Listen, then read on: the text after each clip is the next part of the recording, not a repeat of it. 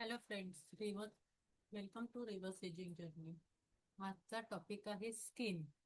What says about your health.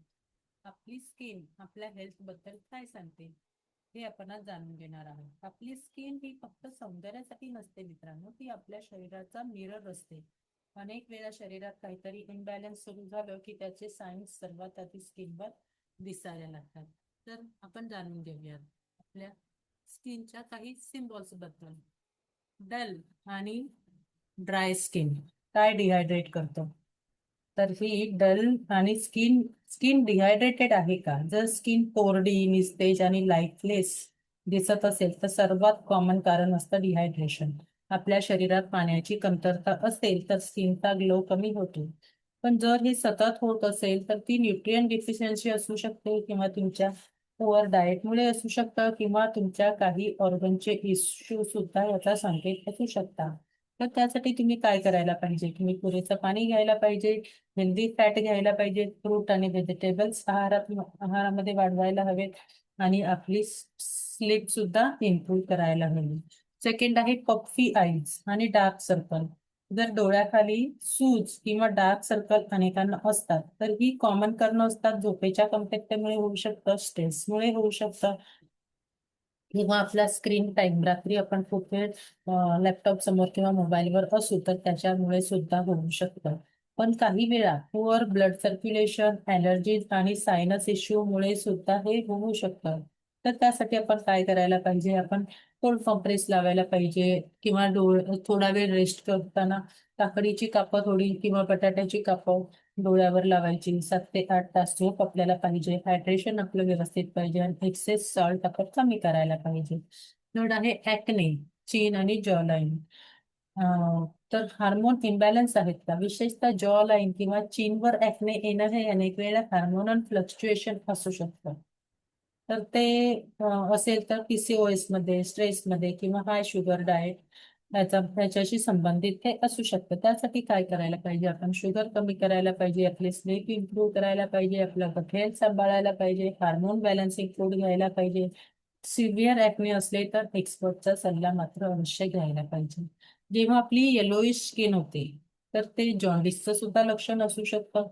जर skin किंवा डोळे पिवळसर दिसत असतील तर ते सामान्य नाहीये. काही वेळा ते लिव्हर प्रॉब्लेममुळे सुद्धा असू शकतं, जॉन्डिस असू शकतो, किडनी इश्यू सुद्धा असू शकतात. हा साईन मात्र दुर्लक्षित करू नका, ताबडतोब डॉक्टर कन्सल्टेशन आवश्यक आहे. येलो स्किनसाठी. नंतर पेल स्किन असेल तर तुम्हाला अॅनिमियाची शक्यता असू शकते. जर स्किन खूपच पेल वाटत असेल, फिकट लाईटलेस दिसत असेल तर तुमचं आयर्न डेफिशियन्सी अॅनिमिया असू शकतो, किंवा पुअर ब्लड सर्क्युलेशन सुद्धा असू शकतं. सोबत ही सिम्पटम्स असतात. जर थकवा असेल, डिझिनेस असेल, हेअर फॉल असेल, कमजोरी असेल तर तुम्ही काय करायला पाहिजे? एक्सपर्टचा सल्ला घ्यायला पाहिजे.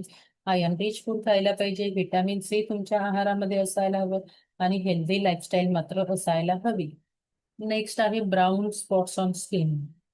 तर हे ब्राऊन स्पॉट्स कधी दिसतात? तर तेव्हा तुझं सर्क्युलेशन पुअर असेल. तर त्याच्या मागे एजिंगमुळे सुद्धा असू शकतं, ते सन एक्सपोजर मुळे सुद्धा असू शकतं, किंवा पुअर सर्क्युलेशनमुळे सुद्धा असू शकतं.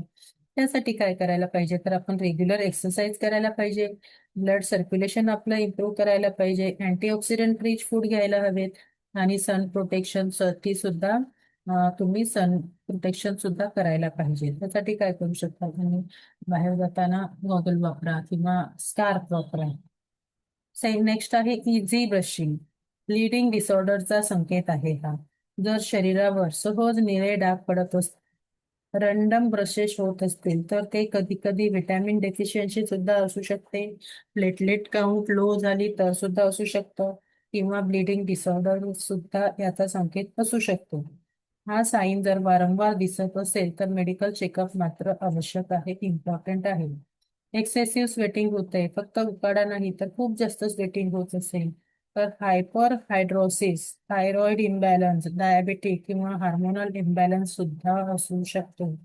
काही रेअर केसेसमध्ये काही गंभीर आजारांशीही संबंध असू शकतो. तर त्यावेळेस तुम्ही काय कराल? हायड्रेशन घ्याल, प्रॉपर स्ट्रेस मॅनेजमेंट घ्याल, सांभाळाल, शुगर कंट्रोल कराल, आणि मेडिकल इव्हॅल्युएशन मात्र नक्की कराल.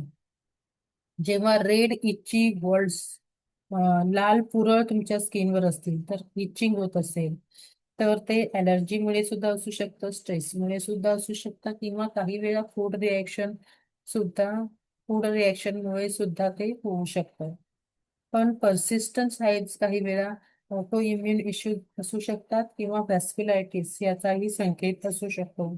वारंवार जर असं होत असेल तर डॉक्टरांचा सल्ला मात्र अवश्य घ्या. हेल्दी स्किनसाठी नॅचरल टिप्स. पहिलं तर हायड्रेशन मेंटेन करा, स्लीप इम्प्रूव्ह करा, स्ट्रेस कमी करा, प्रोसेस फूड कमी करा, फ्रूट आणि व्हेजिटेबल वाढवा आपल्या आहारामध्ये, हेल्दी फॅट घ्या, एक्सरसाइज करा आणि तुमचं गट हेल्थही सांभाळा. तर मित्रांनो, स्किन केअर म्हणजे फक्त क्रीम्स किंवा फेशियल नाही. खरी ग्लोईंग स्किन आतून यायला पाहिजे. आपली स्किन अनेक वेळा शरीरात काय सुरू आहे हे आपल्याला सांगत असते. म्हणून हे स्किनचे सायन्स इग्नोर करू नका. बॉडीचे सिग्नल्स ऐका आणि त्याच्यावर लवकरात लवकर उपयोग करा, उपचार करा. Healthy body is equal to healthy skin, healthy gut is equal to healthy glow and healthy lifestyle is equal to natural beauty. जर तुम्हाला हा व्हिडिओ उपयुक्त वाटला असेल तर लाईक करा, शेअर करा, सबस्क्राईब करा आणि कमेंटमध्ये तुम्ही सांगू शकता की यापैकी कोणता स्किन साईन तुम्हाला सर्वात जास्त दिसतो. So thank you everyone.